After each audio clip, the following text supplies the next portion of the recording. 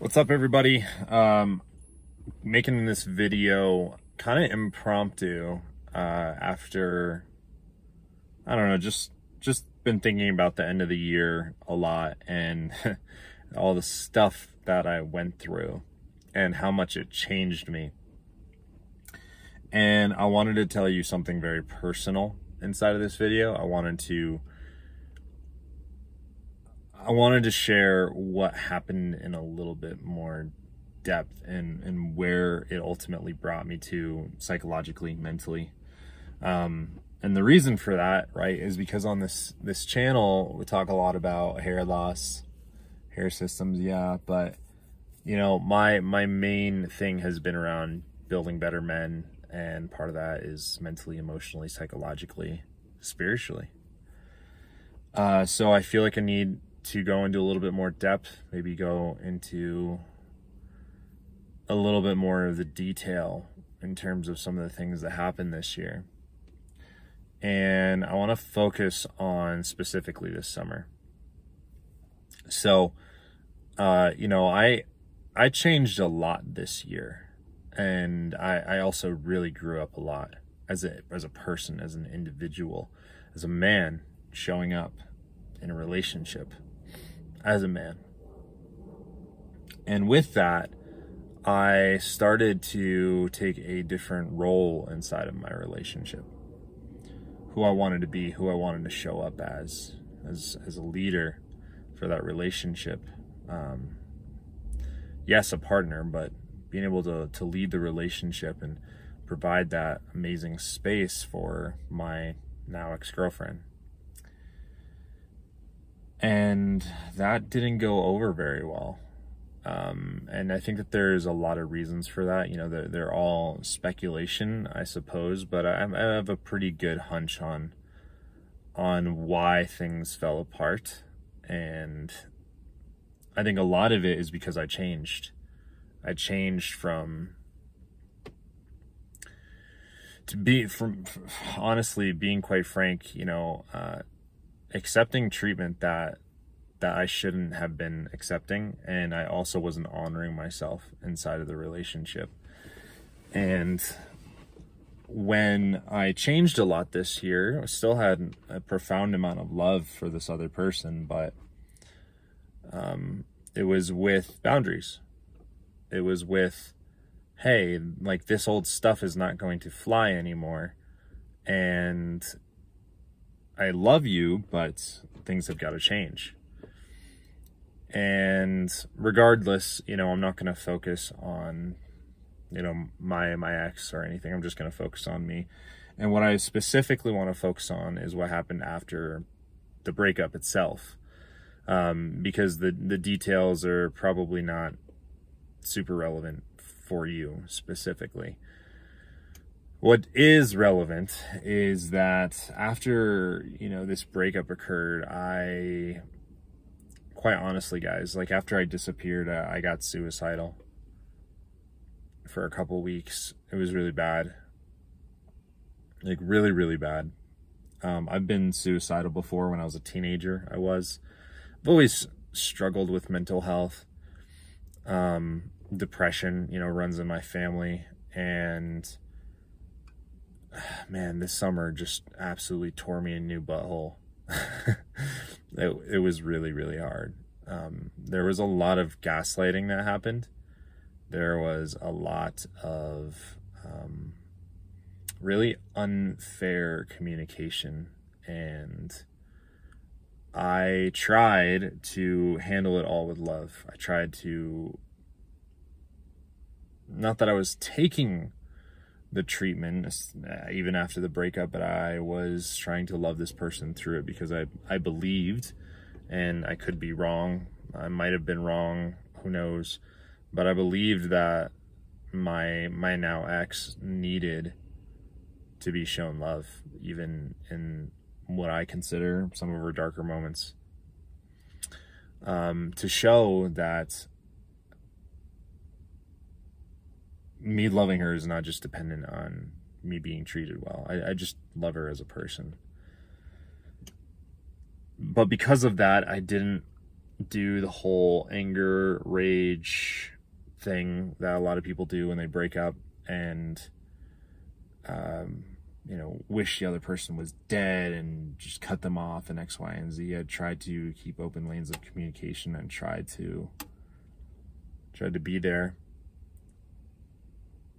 And it took a toll on me, because that was not reciprocated. That type of energy was not reciprocated. And yeah, I became suicidal during that period of time.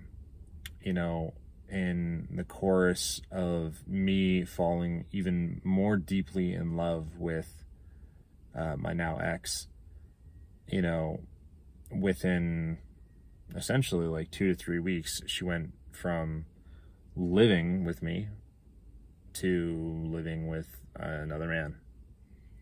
And, you know, it is what it is. But everything just spun my head so fast. I had no idea, any semblance of reality, honestly. I completely lost touch with reality. What was real, what was not real, what was normal. Honestly, all of those things, as you know, as an outsider, you're like, I can imagine, because I've thought these same things before, where it's like, oh yeah, no, there's no way that like it could be that intense. Well, it was. And I've heard people say these types of things before during breakups or, you know, other types of traumatic life events, but it was really confusing. Like I really lost touch with reality, and I didn't feel like I could breathe. I was having anxiety attacks like every single day. I was barely sleeping. I'd wake up every night, all night long, having nightmares about my ex. I wouldn't eat sometimes for days. Like I was truly, truly heartbroken. And I know what that means now. But I was also suicidal. And I want to address it on this channel. I want to talk about it openly because I know I'm not alone.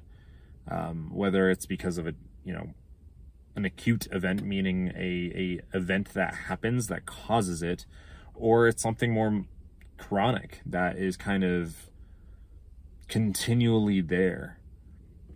You know, that was what it was like in my teen years, and I've experienced both types of kind of depression, if you will, where, you know, for most of my life, I honestly felt depressed, and it was chronic and it was manageable. And then this year there was an acute event. There was an event that caused it, and that, you know, rocked my world in ways that I couldn't have even fathomed really happening. And, you know, I want everybody that's watching this to know that, well, number one, if you're going through something like that, please reach out to me. I don't care if I have experience in it. I don't care if it's not even about helping necessarily, like giving you a step-by-step plan. It's more so just being there with you, because grief can be a fucking bitch. It can be really, really hard. And, you know, the thing about grief is that you can't take it away from somebody. You can't minimize it. You can't do anything. All you can do is just sit with them and say, yeah, this is really hard. And I know it's not easy. And it's not going to be easy for a little while. But one day, it'll hurt a little less. It'll suck a little less. And then eventually it'll suck even less than that. But it'll take time. And perhaps one day it'll be my turn. But that's why we have each other, to support one another. And I want to be that for any of you. If any of that kind of stuff is going on in your life, has gone in your life, it doesn't matter that we're here online, we haven't met in person. I want to be that person for you. I genuinely do care about everybody here on this channel, beyond hair loss, beyond hair systems, all that kind of fun stuff. You know, suicide is no joke. Having suicidal thoughts is no joke. Going through really traumatic events in life, breakups, divorces, deaths in family, PTSD. I mean, PTSD can come from many different sources. And man, it can be so hard to do alone. And as a man in our society, we almost have to do everything alone. You know, where that's how we were raised. That's what society says that men do. And it's complete bullshit. I don't believe it for a second. That's who men are. We're stronger together as a band of brothers. You want to go out and hunt, you do it as brothers, not alone. You get a lot more done. You break your ankle. If you're alone, it's a dangerous situation. If you're with other people, they can get you out of that. They can help you. And I'm tired of the paradigm of men being alone through these problems. It shouldn't be that way, and it's not going to be that way forever. We're going to change things. And it starts here, you know. I'm being vulnerable and open about these things that I don't have to on this channel, because I want to set the example. If it's worth anything at all, I want to set the example of what it's like to just open up and share some of this stuff that happens in life that you don't expect. And you have to figure out a way to keep on moving forward. You have to figure out a way to make you stronger instead of tear you asunder, which it feels like it's doing. And, you know, I'm at a place now where, man, I see a lot of stuff, a lot of warning signs, a lot of things that I didn't address, things that I just took as treatment in the past that I shouldn't have. And I'm stronger for it. Yeah, I still love that person. I always will. But I love myself more. I choose myself. That wasn't always the case. It wasn't the case 6 months ago. I would have not chosen myself. I would have chosen us. I would have chosen her. But no, I choose myself now. And I choose those that choose me, that choose to support me, to be there for me. Those are the things that I choose. With all that being said, you know, if you're going through something, reach out to me. Seriously. Love y'all.